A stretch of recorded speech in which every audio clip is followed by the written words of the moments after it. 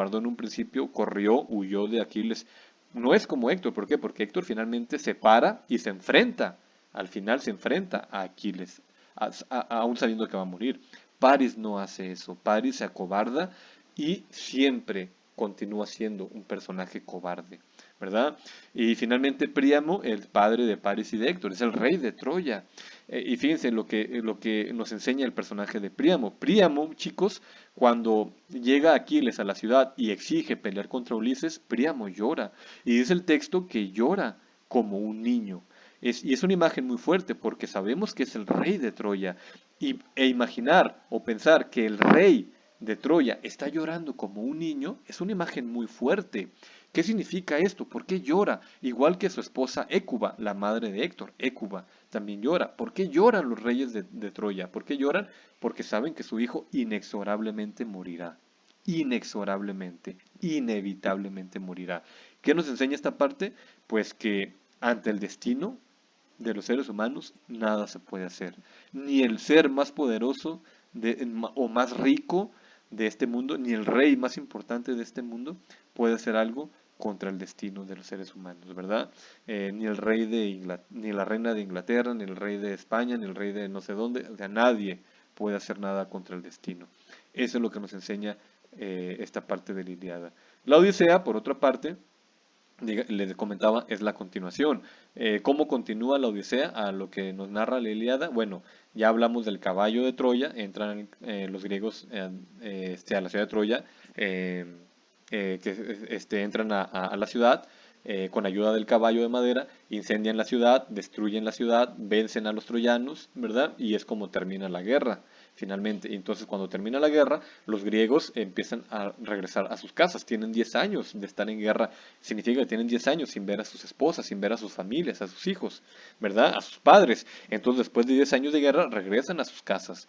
Y en eso consiste la Odisea. La Odisea consiste en el regreso específicamente de Ulises. ¿Quién fue Ulises?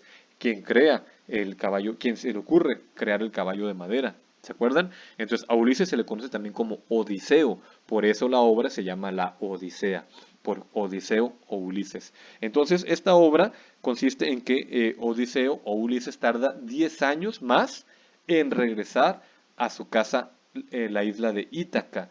Y ustedes podrían preguntarse, bueno, ¿qué quedaba tan lejos, profe, la casa de Odiseo? No, de hecho no quedaba tan lejos, sin embargo, hace 10 años de viaje porque sufre muchas peripecias, sufre muchos conflictos en su viaje, principalmente por la venganza del dios Poseidón, debido a que en una de las islas a las que llega Odiseo en su viaje de regreso a casa, se encuentra con un hijo del dios Poseidón, que es el dios del mar. El hijo se llama Polifemo y es un cíclope, y Ulises lo daña, lo deja ciego a este cíclope Polifemo, y Polifemo le pide a su padre Poseidón que vengue ese daño que le ha hecho Odiseo. Y pues la obra consiste en que el dios Poseidón se venga de Ulises y hace que tarde mucho en llegar a su casa, que se le complique llegar a su casa Ítaca y poderse encontrar con su esposa y con su familia. ¿Me explico? Entonces de eso trata. Entre la Odisea, pues es todo un viaje, es toda una epopeya que nos narra las aventuras de un viaje que dura 10 años, y Odiseo llega a varias islas donde conoce a mucha gente, donde vive con algunas mujeres, procrea hijos con Circe, por ejemplo, ¿verdad? Etcétera, etcétera. Entonces, por ejemplo, aquí en la pantalla podemos ver un resumen de algunas de las islas a las que llega en este viaje, ¿no? De algunas de las aventuras de Ulises en su viaje de regreso a casa. Ahora bien, al final de la obra regresa a su casa, a Ítaca, y se encuentra con su esposa Penélope, con su hijo Telémaco, ¿verdad? ¿Qué nos enseña? Al final, pues muere a manos de otro hijo suyo que tuvo con Circe, su hijo Telégono, que lo asesina a su padre. No lo asesina sabiendo que era su padre, lo asesina pensando que era un enemigo, ¿verdad? Entonces fue algo más bien accidental. Entonces, bueno, esa es la obra de la Odisea. ¿Qué nos enseña esta obra? Nos enseña que, a diferencia, por ejemplo, de la Ilíada, que nos ponía en la guerra como una situación extrema donde podíamos ver lo mejor y lo peor de los seres humanos, en esta ocasión la Odisea nos presenta el viaje como esa oportunidad para ver también, para descubrir también lo mejor, los mejores valores del ser humano, pero también los peores vicios del ser humano, los vicios que encadenan, que condenan a los seres humanos, ¿verdad? Eso nos enseña. Entonces es interesantísimo, ¿no? En un principio es la guerra, ahora es el viaje. Nos enseña que la vida es un viaje, nuestra vida es un viaje donde nos enfrentamos a múltiples problemas, a múltiples dificultades, pero nosotros tenemos que saber sortear esos problemas, tenemos que saber resolver esos conflictos que se nos presentan en la vida. Así como Ulises, con su inteligencia, su tenacidad, sabe sortear muchos de los problemas con los que se enfrenta en este viaje de regreso a su casa. Ojo, dije muchos de los problemas. No logra sortear o resolver todos los problemas, pero sí muchos de los problemas él los resuelve gracias a su inteligencia, a su buena actitud, ¿verdad? Ante la vida. Entonces, eso nos enseña esta obra, que la vida es un viaje donde se nos presentan muchas peripecias, muchos problemas, muchos conflictos, pero hay que saberlos resolver nosotros, ¿no? Nos enseña el valor de la fidelidad.